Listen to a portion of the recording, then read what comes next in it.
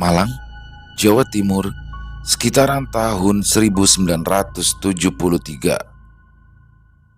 Malam ini tidak ada bulan.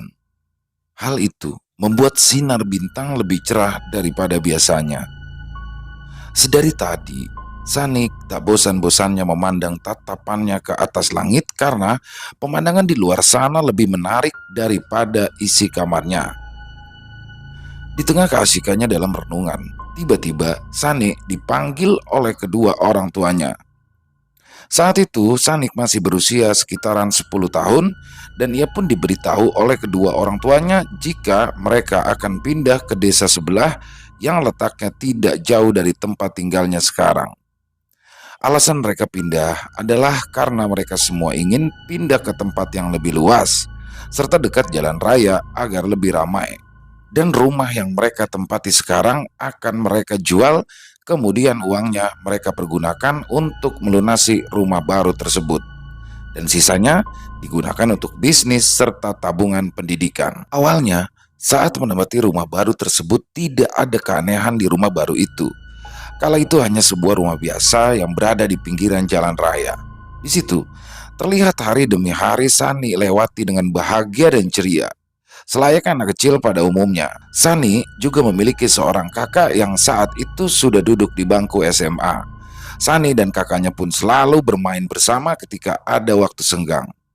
1 bulan pun berlalu, rumah baru yang mereka tempati masih terlihat seperti rumah normal pada umumnya. Hingga 2 bulan kemudian, ada perasaan berbeda yang Sani rasakan di rumah tersebut. Ya, setiap kali Sani ingin ke kamar mandi, bulu kuduknya selalu saja meremang merinding tidak karuan. Padahal letak kamar mandinya berada di dalam rumah.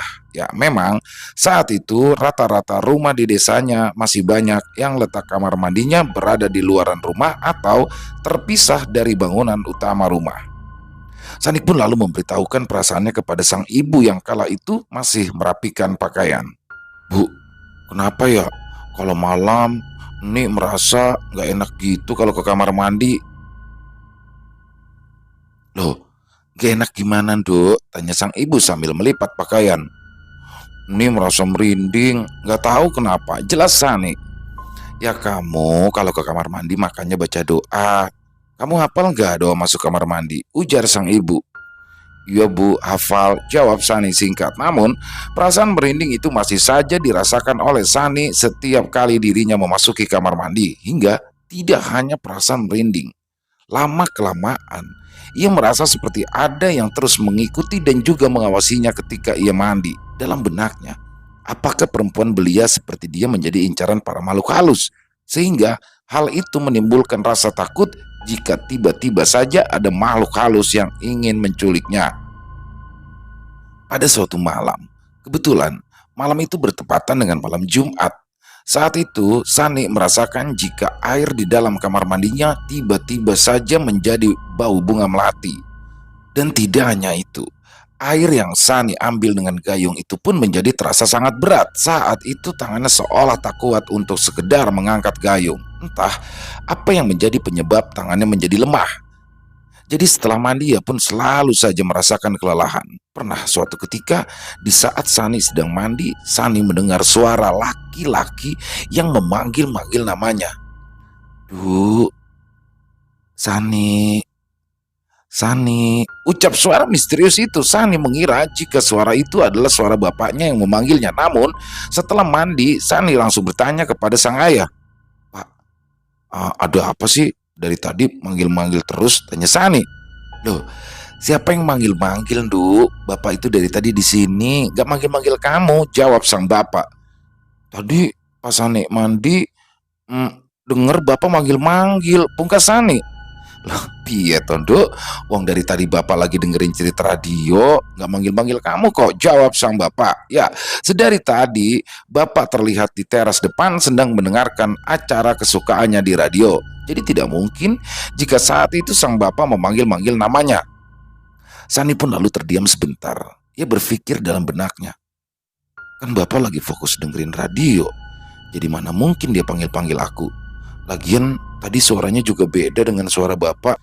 Ia pun saat itu berpikir jika itu hanyalah imajinasinya saja. Sani pun lalu kembali lagi bermain seperti biasanya. Anehnya, hanya Sani saja yang merasakan hal-hal aneh itu. Orang tua dan juga saudara-saudaranya tidak merasakan hal yang serupa.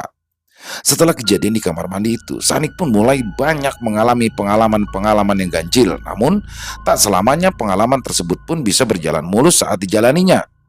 Pengalaman supranatural Sanik yaitu yang pertama adalah ketika ia mengalami sakit demam. Kala itu, Sani tidur lebih awal. Karena Sani merasa tak enak badan, sudah hampir 1 minggu lamanya dia merasakan badannya meriang. Sebenarnya orang tua Sani ingin membawanya ke dokter, namun saat itu ia menolak karena tidak ingin membebani kedua orang tuanya dengan biaya berobat yang memang masih cukup lumayan kala itu. Dan dia juga merasa jika itu hanyalah meriang biasa dan akan sembuh dengan sendirinya tanpa harus berobat. Akhirnya, orang tua Sani pun hanya memberikannya teh hangat, obat warung, dan juga mengolesi tubuh Sani dengan minyak kayu putih saja. Saat itu, waktu sudah menunjukkan pukul 8 malam. Sani pun lalu tertidur, namun tiba-tiba dia merasa tidak nyaman saat membaringkan tubuhnya di atas kasur. Ya, seperti ada sesuatu yang mendekat pada dirinya dan baru saja ia memejamkan mata, tiba-tiba ia mendengar suara angin yang sangat besar. Ya, suara angin itu persis dengan suara angin puting beliung. Namun anehnya, ketika suara angin tersebut terdengar, Sani pun langsung tertidur lelap seolah ia seperti dihipnotis. Kira-kira setelah 1 jam lamanya ia tertidur, Sani pun lalu terbangun. Namun di situ ternyata ia tidak benar-benar terbangun. Ya, ternyata di saat itu hanya ruhnya saja yang terbangun. Di alam lain itu, Sani melihat tubuhnya yang sedang terbaring di tempat tidur. Dalam pengalamannya masuk ke alam lain itu, Sani pun juga bisa melihat jika kakaknya yang sedang serius belajar, lalu kemudian ia pun bisa melihat ayah dan ibunya yang sedang berbincang-bincang di ruang tamu. Seketika dia pun terkejut dan menghampiri kembali tubuhnya yang sedang tertidur kala itu. Namun anehnya, ketika Sani mencoba kembali ke dalam tubuhnya, dia pun tidak bisa bergerak sama sekali, kaku dan sangat berat. Sani pun lalu berdoa sebisanya, namun bibirnya tidak bisa walaupun hanya untuk sekedar berucap, seolah seperti terkunci rapat. Suara angin yang didengar oleh Sani pun kembali muncul dan semakin lama semakin mendekat ke arahnya. Lama kemudian, suara angin tersebut akhirnya hilang dan di dekat Sani tiba-tiba saja muncul seorang laki-laki. Terlihat pakaian laki-laki tersebut serba hitam. Bajunya hitam, celananya hitam, sandal hitam, dan laki-laki tersebut memakai ikat kepala yang berwarna hitam juga. Beliau lalu duduk di dekat Sani, meraba keningnya dengan berkata, "Apa kamu sakit, Nduk?" "Tidak apa-apa, jangan khawatir. Setelah ini kamu akan sembuh," ujar orang misterius ini. Setelah berkata demikian, sosok misterius itu pun berjalan menembus tembok lalu menghilang begitu saja. Setelah kejadian itu, Sani pun langsung terbangun dari tidurnya. Wajahnya terlihat pucat, ketakutan. Ya, dia sempat berpikir sesaat jika dirinya telah meninggal dunia. Namun betapa lega perasaannya jika ia tahu semua itu hanyalah mimpi. Terlihat saat itu, kamarnya yang masih bergabung dengan kakaknya. Namun, saat ia melihat sang kakak yang sedang membaca buku persis seperti di alam mimpinya tadi di sini, Sani pun langsung merasa sangat ketakutan dan berpikir jika mimpinya itu adalah kenyataan. Ia pun langsung bertanya-tanya dalam hati, siapa sosok pria misterius itu dan apa keperluannya hingga memegang keningnya. Belum selesai rasa penasaran Sani, dia pun lalu bergegas menuju ke ruang tengah dan lagi-lagi benar. Orang tuanya terlihat sedang mengobrol di ruang tengah sama seperti yang ada di dalam mimpinya tadi. Mendapati hal itu, Sani pun lari ketakutan dan kembali menuju kamarnya dan ternyata kakak perempuannya sudah tertidur di kasur. Mungkin saja ketika Sani bangun tadi sang kakak sedang ke kamar mandi. Di situ Sani pun duduk termenung membayangkan peristiwa aneh yang baru saja ia alami. Ya, pengalaman yang tidak mungkin bisa dia lupakan seumur hidup. Sani pun lalu mencoba memejamkan matanya kembali dan setelah beberapa jam nampak Sani tak bisa kembali tidur. Malam itu Sani merasakan keadaan yang cukup panas, padahal malam kala itu sudah sangat larut. Yang biasanya suasana di Malang selalu diselimuti oleh hawa dingin. Entahlah, Sani pun segera keluar kamar untuk sekedar menghilangkan hawa panas tersebut. Ditambah matanya yang sedari tadi mengantuk kini sudah menjadi sulit untuk terpejam lagi. Suasana di rumah sudah sangat sunyi. Pos kamling di depan rumah pun nampak sudah sepi oleh bapak-bapak di kampungnya yang tadinya mengobrol di depan. Sani pun langsung menuju ke arah dapur untuk mengambil segelas air minum karena hawa panas itu membuatnya sangat haus. Dia pun lalu kembali ke kamar tidur dan melihat kakaknya yang sudah tertidur pulas. Sanik pun lalu kembali merebahkan tubuhnya di atas kasur dan di tengah usahanya untuk kembali tidur, Sani tiba-tiba dikejutkan oleh suara ketokan seperti palu sebanyak 3 kali yang terdengar dari luar rumah. Saat itu Sani mencoba untuk tetap tenang dan berpikir positif. Mungkin memang ada tetangganya yang sedang memperbaiki rumah. Namun sontak, Sani pun sedikit takut dan bergegas memejamkan matanya kembali mengingat saat itu sudah sangat larut malam. Tak mungkin ada orang yang bekerja selarut itu di desanya. Lambat laun, suara tadi pun sudah tidak terdengar lagi dan matanya kini tiba-tiba terpejam sendiri. Keesokan harinya, Sani pun merasakan ada hal yang aneh pada tubuhnya. Ya, seketika dia merasa sangat sehat dan bugar. Sani yang sebelumnya mengalami demam panjang, kini benar-benar telah sembuh total. Setelahnya hari-hari Sani pun dilewati dengan biasa hingga pada suatu malam di dalam mimpinya. Nampak ia didatangi lagi oleh sosok misterius. Tapi kali ini yang datang bukanlah laki-laki dengan baju serba hitam yang pernah ia temui beberapa bulan yang lalu. Namun yang datang kini berganti dengan sosok 2 anak perempuan dan 1 anak laki-laki yang penampilannya nampak sama antara satu dengan yang lain. Mereka seperti anak kembar 3. Memang sosok ketiga anak tersebut tidaklah menyeramkan, namun aneh, mereka selalu hadir di dalam mimpi Sani. Mendapati hal itu, Sani pun sempat memberitahu kepada sang kakak mengenai mimpinya tersebut. "Kak, Niko suka mimpi aneh deh," ungkap Sani kepada kakaknya. "Memangnya kamu mimpi apa?" tanya sang kakak. "Itu di mimpi ini didatangi sama 3 orang anak kecil," ujar Sani. "Terus?" tanya sang kakak yang penasaran. "Nah, mereka itu mengajak Sani main," ucap Sani. "Lalu yang anehnya di mana?" tanya sang kakak lagi. "Masalahnya hampir setiap malam, Kak. Mereka itu terus hadir di mimpi Sani," jelas Sani kepada sang kakak. Mendengar hal itu, sang kakak sedikit terkejut, bahkan hampir tidak mempercayainya. Ya, saat itu sang kakak hanya merasa jika Sani itu mengada-ngada. Lalu sang kakak pun hanya mengatakan kepada Sani agar selalu membaca doa sebelum tidur. Melihat tanggapan dari sang kakak, Sani pun nampak pasrah dan tidak bisa berbuat apa-apa lagi. Lagi pula, nampak ketiga anak tersebut tidak ada niatan jahat terhadapnya. Dan sejak saat itu, Sani tidak lagi sendirian dalam alam mimpinya. Anak-anak kecil yang serupa itu selalu saja menemani Sani di dalam mimpinya. Lama-kelamaan nampaknya Sani pun mulai senang mendapati teman bermain di alam bawah sadarnya tersebut. Dan kini Sani pun sudah terbiasa akan kehadiran mereka di alam mimpinya. Dia yang awalnya takut kini menjadi biasa saja karena terlalu seringnya bertemu di bawah alam sadar. Tak terasa, waktu pun berlalu hingga memasuki tahun 1991.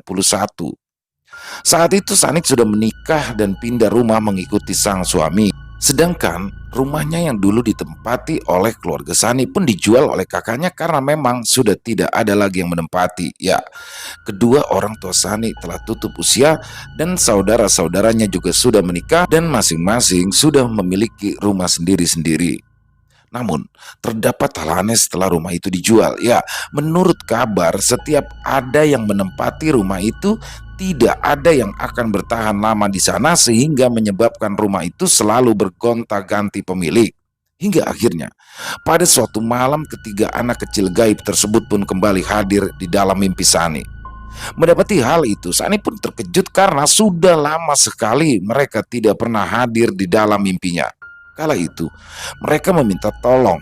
Mereka menampakkan wujud yang sangat jelas, 2 perempuan dan juga 1 laki-laki. Mereka pun lalu berkata, "Aku di sini tidak ada yang merawat." Awalnya Sani menganggap biasa mimpi tersebut.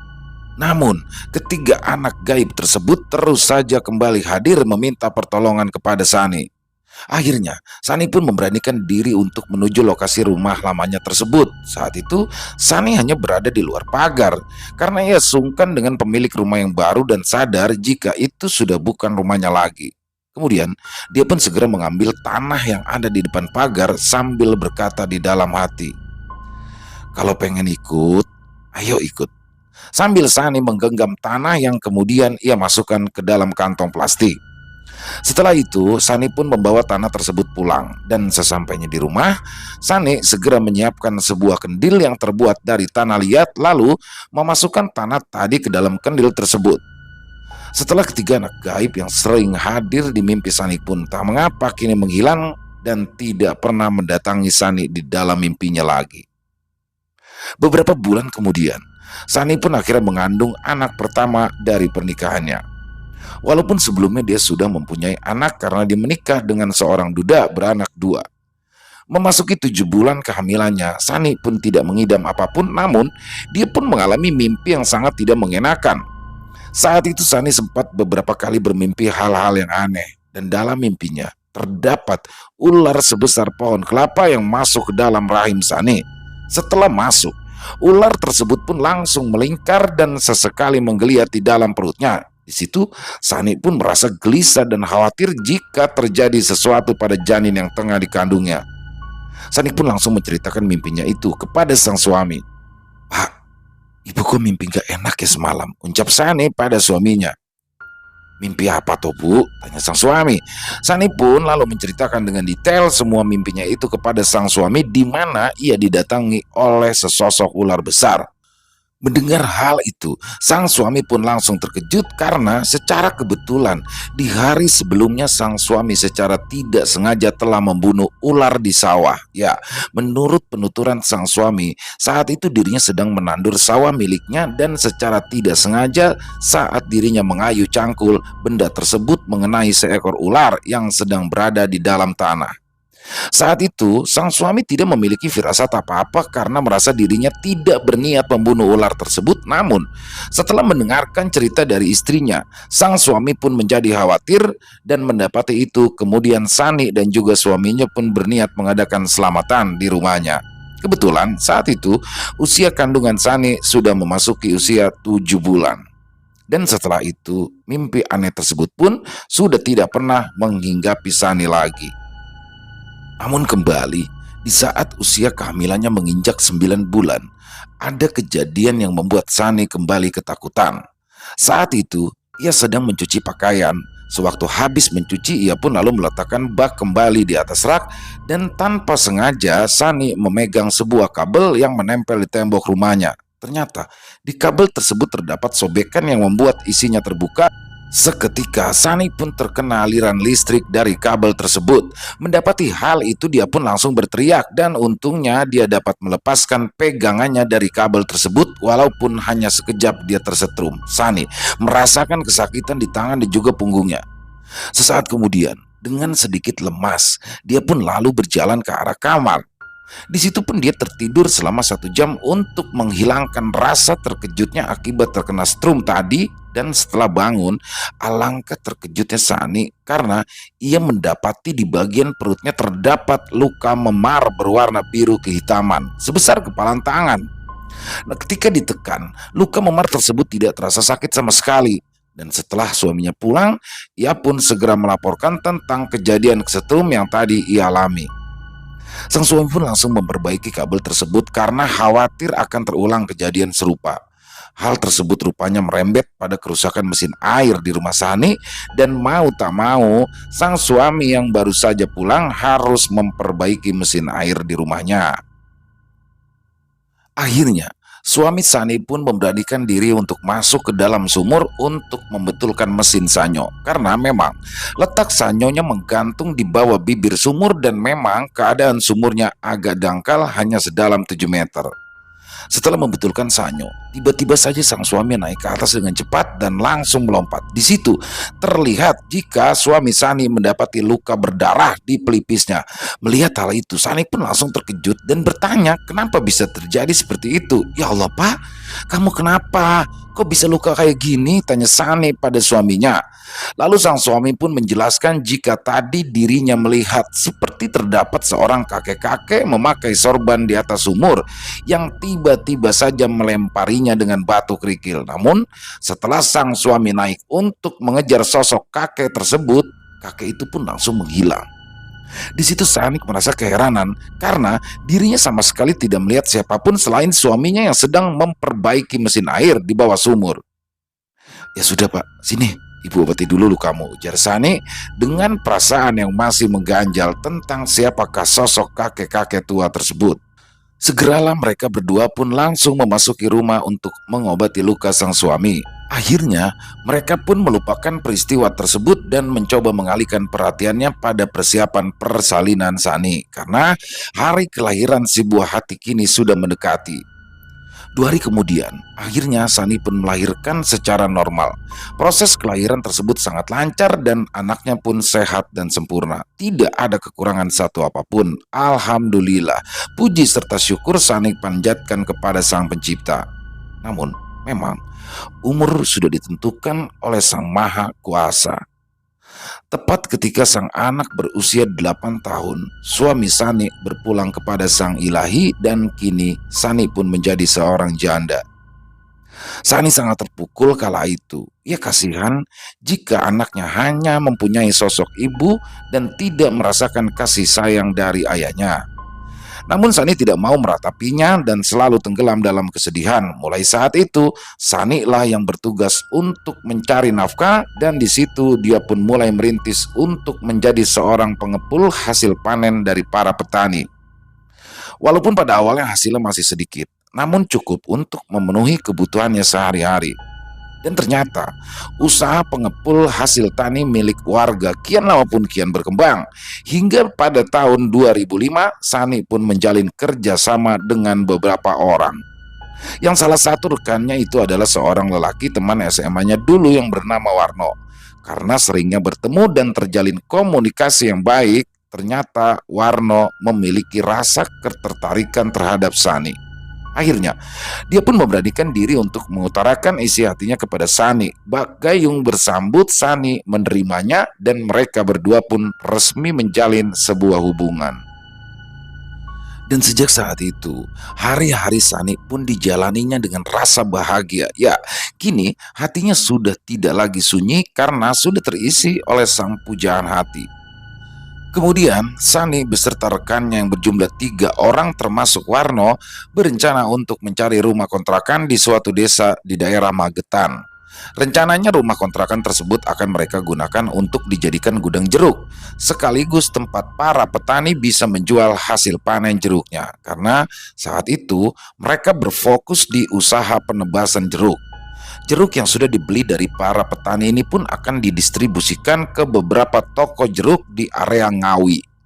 Di situ mereka juga membuka bisnis rongsok dan barang bekas yang akan disimpan di situ dan kemudian disetorkan ke Jawa Tengah. Sebenarnya, usaha rongsok tersebut telah mereka jalani di Ngawi, namun hanya berskala kecil karena terkendala masalah tempat. Dan nampaknya mereka juga akan melebarkan usaha bisnisnya di bidang rongsok tersebut. Setelah beberapa hari mencari-cari, akhirnya mereka pun menemukan sebuah rumah kosong yang cukup besar dan luas dengan lokasi yang cukup strategis. Di situ, mereka pun langsung tertarik untuk menyewanya. Penampakan rumah tersebut memang terlihat sudah sangat rusak karena sepertinya sudah tidak ditinggali cukup lama. Namun, hal ini tidak menjadi masalah bagi Sani dan rekan-rekannya karena memang tujuannya rumah itu hanya untuk dijadikan gudang. Setelah bertanya kepada warga sekitar mengenai siapa pemiliknya, akhirnya Sani pun segera menemui pemilik rumah untuk menyewa tempat tersebut. Namun, ketika sudah bertemu dengan sang pemilik rumah, Sani mendapat suatu hal yang tidak terduga. Ternyata, sang pemilik rumah itu tidak berniat untuk menyewakannya, tapi Sani dan rekan-rekannya boleh menempati rumah tersebut dengan cuma-cuma. Ya, mereka bisa menggunakan rumah tersebut dengan cuma-cuma. Mendapati hal itu, Sani pun sangat gembira walaupun sang pemilik kala itu hanya memintanya untuk dibersihkan saja. Bagi Sani dan rekan-rekan, hal itu sangatlah menguntungkan untuk bisnis mereka. Saat itu, mereka pun tidak perlu mengeluarkan biaya untuk biaya sewa tempat usaha. Dan setelah mendapatkan persetujuan dari sang pemilik rumah, segeralah Sani beserta rekan-rekannya termasuk Warno langsung membersihkan dan memperbaiki rumah tersebut. Namun saat mereka selesai bersih-bersih, Tiba-tiba, suami dari salah satu rekan Sani menjelaskan jika di bagian belakang rumah tersebut terdapat hawa yang sangat berbeda. Ya, saat itu dia mengatakan ia sempat merasakan sesak yang sangat luar biasa ketika memasuki ruangannya. Namun karena masih diselimuti oleh euforia kegembiraan, nampaknya Sanik dan rekan-rekannya tidak terlalu menanggapi. Mereka pun hanya menganggap hal itu adalah hal biasa karena memang rumah tersebut sudah lama kosong. Setelah itu, mereka pun juga langsung memperbaiki plafon dan pagar rumah, kemudian juga menghubungi PLN untuk memperbaiki listrik serta memperbaiki pompa air yang memang sudah rusak. Setelah diperbaiki, pompa air tersebut pun masih juga belum bisa digunakan karena tidak kunjung menyala. Akhirnya, pompa air tersebut pun dibawa pulang oleh salah satu pegawai Sanik dan rencananya akan diperbaiki di rumah. Setelah selesai, akhirnya mereka pun pulang ke rumah masing-masing. Pada hari keempat, Sani dan Warno pun kembali ke kontrakan tersebut untuk sekedar bersih-bersih, sedangkan dua rekannya menuju ke rumah para petani jeruk untuk mengurus pembayaran. Setelah selesai, Sani yang saat itu hanya bersama Warno pun berniat untuk beristirahat dan mengobrol intim layaknya sepasang kekasih. "Kamu sudah makan, Mas?" tanya Sani. "Belum, Dek." "Kamu sudah makan belum?" tanya Warno balik. "Ya sama, aku juga belum." "Ya sudah, nanti kita makan bareng saja ya selesai dari sini," ajak Sani. Di tengah obrolan mereka, Warno kala itu melihat sebuah pintu kamar yang memang belum sempat mereka buka. "Dek, Mas mau buka dulu ya pintu itu," ucap Warno sambil menuju ke arah pintu kamar yang ada di bagian belakang. "Loh, apa nggak nunggu yang lain aja, Mas? Kan ini mau ke rumah petani, mau urus pembayaran," timpal Sani. "Tanggung, Dek, kan cuma kamar itu saja yang belum dibersihkan. Nanti biar Mas sendiri aja yang bersihkan. Kamu duluan saja ke rumah petani. Kasihan Intan sama Dewi sudah nungguin di sana," jelas Warno sambil menyuruh Sani untuk menyusul rekan-rekannya. "Ya sudah, Mas, aku duluan ya. Kamu hati-hati, jangan lupa hubungi kalau sudah selesai," ujar Sani pada sang kekasihnya itu. Setelah percakapan itu pun Sani bergegas pergi dan Warno langsung membuka paksa kamar belakang yang kala itu masih tertutup. Tujuannya adalah agar kamar itu bisa dibersihkan. Karena pintu kamar tersebut tertutup rapat, maka didorong paksalah oleh Warno dengan memakai kakinya dan akhirnya kamar tersebut terbuka. Saat itu hanya Warno seorang saja yang membersihkan ruangan itu, sementara Sani menyusul kedua rekannya yang saat itu berada di rumah petani. Urusan mereka pun baru selesai pada sore hari dan Warno beserta dua rekannya pun kembali ke Ngawi dengan jeruk satu pick up. Sedangkan Sani kembali ke Madiun karena saat itu Sani memang berdomisili di Madiun. 3 hari setelah itu, pada malam harinya tiba-tiba Sani bermimpi bertemu dengan Warno sang kekasih. Di mimpi itu, terlihat Sani dan Warno berjalan mesra bergandengan tangan. Namun, baru beberapa langkah mereka berjalan, mereka pun dihadang oleh sesosok lelaki dengan pakaian lengkap ala kerajaan. Penampakan dari sosok lelaki tersebut terlihat mengenakan baju katun lalu mengenakan jubah sutra dihiasi dengan kalung dan gelang emas serta mahkota yang mirip stupa candi, dan juga menggunakan sandal atau trompa emas. Namun yang sangat mengejutkan, di sekelilingnya terdapat 7 ekor macan yang sangat besar dan terlihat mengerikan. Saat itu, Sani pun tiba-tiba ditarik dari dekapan Warno oleh sosok lelaki itu sambil mendorong Warno hingga terjungkal ke belakang. Kemudian, sosok lelaki yang memakai pakaian kerajaan tersebut pun berkata, "Hai, ini istriku. Jangan kamu rangkul-rangkul," bentak lelaki itu yang nampaknya seperti seorang raja. Di situ, Sani pun hanya terdiam di dekapan lelaki tersebut. Dirinya sangat bingung dan bertanya dalam hati, apa hubungannya lelaki ini dengan dirinya? Dalam ingatan dia, ia tidak pernah mengenalnya. Namun, belum sempat Sani berpikir lebih lama, tiba-tiba ia pun terbangun dan sadar dengan cepat. Kini, Sani menyadari jika semua itu hanyalah mimpi. 2 hari kemudian, sekitar jam 5 subuh, tiba-tiba suara handphone Sani berdering dan ternyata dia ditelepon oleh Warno sang kekasih. "Assalamualaikum, Dek," salam Warno. "Waalaikumsalam, Mas," jawab Sani. Dek, hari ini Mas mau kulakan jeruk dulu ya. Nanti jam 12 siangnya Mas mau ke Solo buat setorong sok," ujar Warno. "Mas, kalau ke Solo aku ikut ya," pinta Sani. "Gak usah, Dek, nanti kamu capek. Besok kita kan mau ke Magetan. Lagi pula Mas juga cuma sebentar. Ya paling sekitar jam 5 sore sudah balik lagi," jelas Warno. Ya sudah Mas, kalau begitu nanti kamu hubungi aku ya kalau sudah sampai di Solo, pinta Sani. Namun, selesai percakapan itu tiba-tiba perasaan Sani merasa tidak enak. Ya, terdapat perasaan yang mengganjal namun Sani tidak mengetahui apa penyebabnya. Perasaan itu seperti seolah Sani sangat merindukan sang kekasih dan tidak sabar untuk segera bertemu dengannya. Ditambah muncul perasaan khawatir bila terjadi apa-apa dengan kekasihnya itu. Saat itu Sani hanya memendam perasaannya karena dia merasa jika itu hanya pikirannya yang sedang terawang-awang tidak karuan. Lagi pula, Sani tidak ingin mengganggu sang kekasih dengan harus menelponnya karena saat itu Warno pasti sedang di jalan dan sibuk mengendarai mobil. Hingga akhirnya, ketika waktu sudah menunjukkan pukul 2 siang, Sani yang sudah tidak bisa lagi memendung rasa rindunya kepada sang kekasih, dia pun lalu memberanikan diri untuk menelpon. Mas War pasti sudah sampai di Solo, pikirnya kala itu, dan kala itu panggilan Sani nampak belum mendapat tanggapan dari sang kekasih. Berkali-kali Sani menghubunginya namun tidak juga handphonenya diangkat oleh Warno.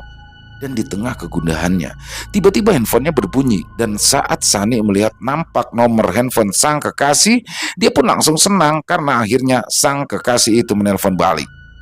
Assalamualaikum Mas, kok lama banget ngangkat teleponnya? Kamu sudah sampai di Solo? Tanya Sani. Namun aneh, pertanyaan Sani tidak langsung dijawab oleh sang kekasih. Di situ ia hanya terdengar keheningan yang membuatnya Sani bertanya-tanya. Mas? Halo? Halo Mas, panggil Sani. Tiba-tiba terdengarlah suara tangisan seorang perempuan yang ternyata itu adalah suara adik dari Warno. Mbak, ini aku Lastri. Aku Lastri Mbak, suara adik Warno yang terbata-bata. Lastri, kamu kenapa? Kok nangis? Mas Warno mana? Tanya Sani dengan gelisah. Mas Warno kecelakaan Mbak. Sekarang ada di rumah sakit dan keadaannya kritis. Jelas Lastri sambil menangis sesenggukan. Mendapati hal itu, Sani pun terkejut dan seolah tidak percaya dengan apa yang ia dengar. Kok bisa? Bagaimana? Kapan? Sekarang ada di mana? Tanya Sani. Sang adik pun menjelaskan jika saat ini Warno sedang berada di rumah sakit dengan kondisinya yang sangat kritis. Di situ sang adik juga menjelaskan jika Warno mengalami kecelakaan tunggal. Truk pengangkut rongsoknya menabrak sebuah pohon besar dengan kecepatan tinggi sehingga membuatnya langsung pingsan di tempat. Mendapati hal itu, jantung Sani pun langsung berdegup kencang, tubuhnya lemas tak berdaya. Dia pun langsung berdoa dan berharap agar sang kekasih dapat selamat dan melewati masa-masa kritisnya. Tidak membuang waktu, Sani pun langsung bergegas bersiap pergi untuk melihat keadaan Warno.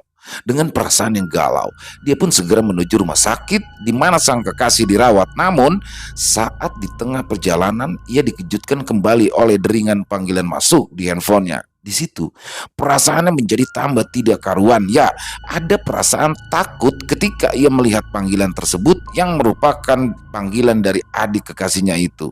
Ya, Sanik takut apabila dia mendapati kabar yang lebih buruk. Namun, mau tidak mau dia pun harus menerima panggilan tersebut. Assalamualaikum, salam Sanik singkat. Setelah mengucap salam, nampak Lastri sang adik dari kekasihnya itu tidak langsung menjawab salamnya itu. Yang terdengar hanyalah suara tangis, membuat Sanik pun bertambah panik. Mbak, Mas Warno sudah meninggal dunia Mbak, ucap Lastri lirih. Mendengar hal itu seketika pecahlah tangisan Sani. Ya, tangisannya membahana mengisi ruangan mobil yang ia tumpangi saat itu. Tak terbayang kesedihannya ketika dia harus menerima kenyataan jika sang kekasih akan meninggalkannya untuk selama-lamanya. Sani merasakan hatinya remuk. Dia lemas, tidak bisa berkata apa-apa lagi selain suara tangisan yang keluar dari mulutnya. Padahal sudah banyak sekali rencana dan impian yang ingin mereka lakukan berdua di masa yang akan datang. Setelah kepergian sang kekasih, usaha yang telah mereka bangun selama ini secara bersama pun ikut berantakan. Sani nampaknya sudah tidak mempunyai lagi semangat dan kekuatan untuk menjalankan usahanya itu, sedangkan rekan kerjanya yang lain pun tidak bisa berbuat apa-apa. Dikarenakan selama ini yang menjadi motor dari usaha mereka adalah Sani dan Warno.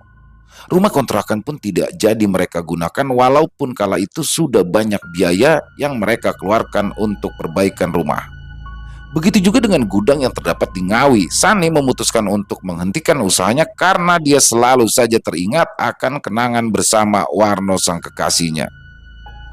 1 bulan kemudian, Sani pun bermimpi didatangi oleh Warno mendiang kekasihnya itu. "Aku itu tidak mati, Dek.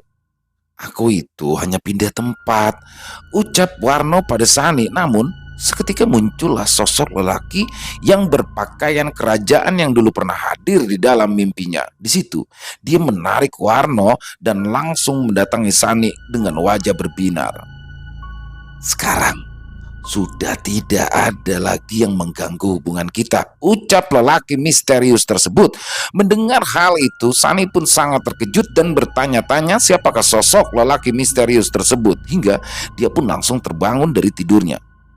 Hal ini pun cukup mengganggu Sani karena lelaki misterius itu sering hadir di dalam mimpinya, hingga akhirnya Sani pun meminta bantuan kepada orang pintar mengenai masalah yang selalu menghantuinya itu. Kala itu ia diantar oleh Mira, temannya yang mempunyai kenalan seseorang yang dapat menyembuhkan masalah-masalah gaib. Saat itu, Mira mengatakan jika Sani akan diperkenalkan kepada seorang kenalannya. Mereka pun berdua langsung pergi menuju kediaman orang kenalan Mira. "Nih, orang yang aku mau kenalkan ini tuh seorang ibu-ibu. Kebetulan dulu aku pernah mengantar keponakanku yang kena guna-guna untuk berobat sama dia. Alhamdulillah, sekarang sembuh," ucap Mira. "Oh, begitu ya, Mir. Makasih ya sudah mau menolong dan mengantarkanku," ujar Sani. "Gak apa-apa nih, kebetulan aku juga lagi gak sibuk kok," jawab Mira. Dan setelah 1 jam di perjalanan, akhirnya mereka pun tiba di tempat yang mereka tuju. Di situ nampak rumah sederhana yang diapit oleh pepohonan rindang di kanan dan kirinya, dan juga terlihat sudah berdiri seorang ibu-ibu parubaya yang memakai kain jarik panjang yang dililitkan di badan dengan motif batik. Ia nampak menunggu Sani dan Mira. Rupanya sebelum berangkat, Mira sudah mengabarkan terlebih dahulu. "Assalamualaikum Bude," salam Mira.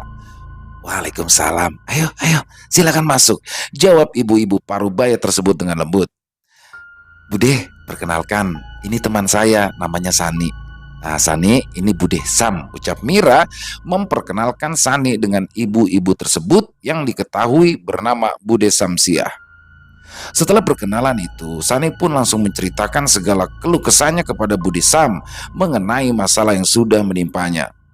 Mendengarkan hal itu, nampak Bude Sam tidak terlalu terkejut tentang apa yang sudah menimpa Sani. Rupanya dia telah mengetahui begitu pertama kali berjumpa. Tak berselang lama, Bude Sam segera bergegas ke kamarnya untuk menerawang masalah Sani. Hampir sejam lamanya, Sani dan Mira menunggu. Akhirnya Bude Sam pun keluar dengan membawa segelas air putih. "Nah, ini Nduk, diminum ya airnya," perintah Bude Sam kepada Sani. Setelah meminum air pemberiannya itu, Sani pun langsung bertanya mengenai permasalahannya. "Maaf Bude, bagaimana? Apa sebenarnya yang sudah menimpa saya?" tanya Sani. "Oh, jadi begini Nduk, kamu itu sebenarnya telah disukai oleh sesosok jin. Dan jin ini bukanlah jin sembarangan, karena dia merupakan raja di alamnya, sehingga memang sulit untuk menyingkirkannya," jelas Bude Sam. "Bagaimana bisa dia menyukai saya Bude?" tanya Sani kembali. "Dok, dia itu suka sama kamu saat kamu datang ke suatu tempat yang rupanya tempat itu adalah kerajaannya. Ya mungkin saja kamu saat itu tidak menyadari," ujar Bude Sam. "Dan kamu itu secara tidak sengaja telah membuatnya terusik karena kamu merubah tempat tersebut. Sebelumnya sosok makhluk itu ingin mencelakaimu, tapi ketika melihat dirimu, dia itu malah jatuh hati dan ingin menikahi kamu Nduk," jelas Bude Sam menerangkan asal muasal bagaimana sosok makhluk tersebut bisa menyukai Sani. Mendengar hal itu, Sani pun langsung teringat akan rumah kontrakan yang akan dia pergunakan sebelumnya dengan mendiang kekasihnya Warno. Dia pun terkejut dan tidak menyangka jika rumah tersebut adalah sebuah kerajaan jin. "Bude, apa makhluk itu juga yang telah merenggut nyawa kekasih saya, Mas Warno?" tanya Sani penasaran. Mendengar itu, Bude Sam tidak langsung menjawab. Dia hanya terdiam dan menunduk. Dok, Bude harap kamu berhenti meratapi apa yang sudah terjadi pada mendiang kekasihmu itu. Sekarang kita fokus untuk menyingkirkan makhluk itu dari hidupmu ya, ucap Bude Sam kepada Sani. Mendengar hal itu, Sani pun lalu menuruti apa yang sudah dikatakan Bude Sam. Setelahnya, Bude Sam pun lalu memberikan sebotol air kepada Sani untuk digunakan mandi olehnya. Dan beliau pun juga menerangkan tata cara pemakaian air tersebut. Setelah itu, Sani dan Mira pun berpamitan pulang. Malamnya, saat Sani akan beranjak tidur, nampak dirinya merasakan panas dan juga gelisah. Entah dia pun tak tahu apa penyebabnya. Apakah air yang diberikan oleh Bude Sam sedang bekerja untuk mengusir makhluk itu? Yang pasti, saat itu Sani nampak kesulitan untuk tidur. Akhirnya, setelah beberapa jam Sani pun tertidur, namun dia kala itu tidak bermimpi apa-apa karena seolah baru saja sekejap ia memejamkan mata, ia pun sudah dibangunkan oleh azan subuh yang kala itu sudah berkumandang. Begitu juga di hari berikutnya, Sani pun kembali tak bisa tidur karena merasakan hal yang serupa. Akhirnya, di hari ketiga semenjak Sani menemui Bude Sam, dia pun langsung menghubungi beliau untuk menanyakan perihal mengapa ia kesulitan untuk tidur pada malam hari. Di situ pun Bude Sam membeberkan apa yang sesungguhnya terjadi. Dok, makhluk itu sudah Bude usir dan menyuruhnya untuk tidak ganggu kamu lagi.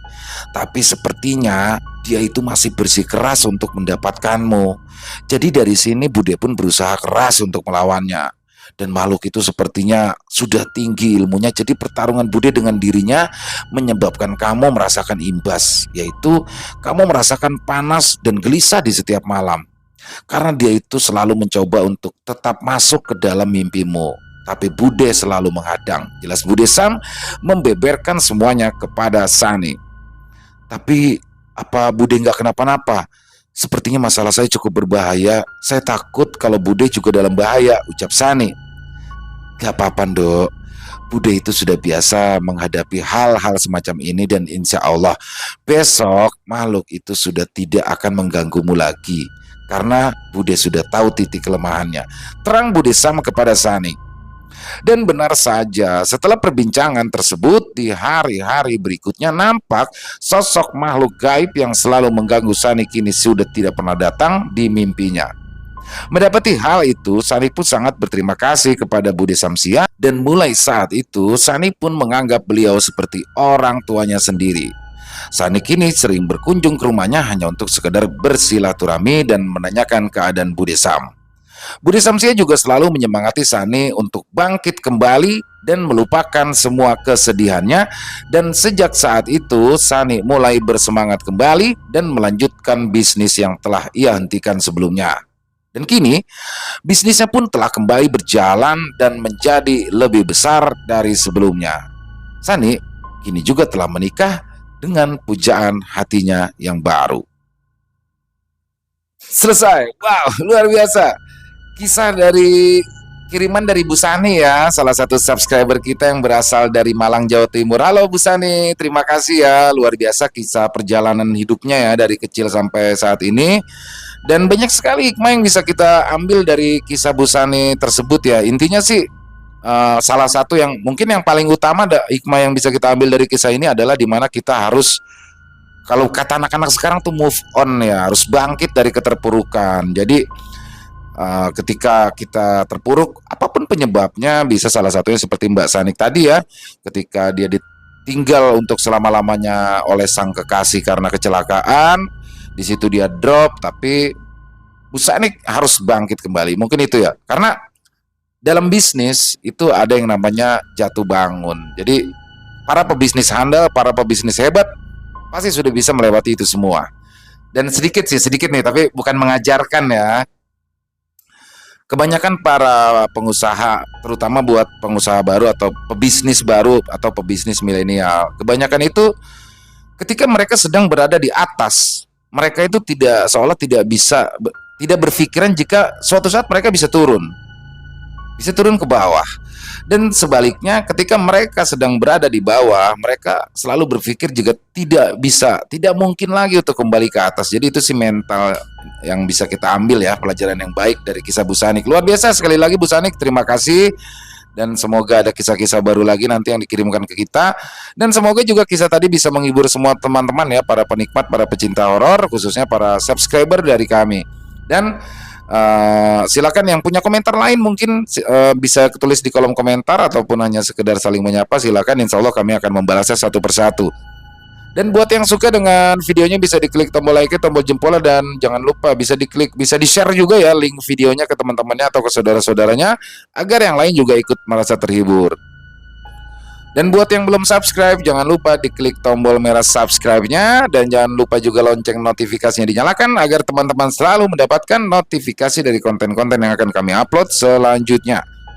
Dan buat teman-teman lain yang mungkin mau seperti Bu Sani ya, yang kisahnya kita bawakan di channel kita, silakan bisa dikirimkan kisahnya yang bertemakan horor misteri yang dari pengalaman pribadi berdasarkan kisah nyata, bisa dikirimkan ke nomor telepon 0878 4509 4752. Kami ulangi 0878 4509 4752.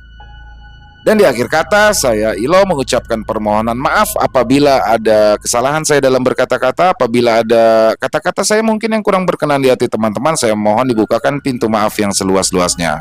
Dan sampai jumpa lagi di konten-konten kami selanjutnya yang pasti tidak kalah seru, yang pasti tidak kalah horornya. Bersama saya Ilo, salam sehat, sukses selalu untuk kita semua. Amin amin ya robbal alamin. Wassalamualaikum warahmatullahi wabarakatuh.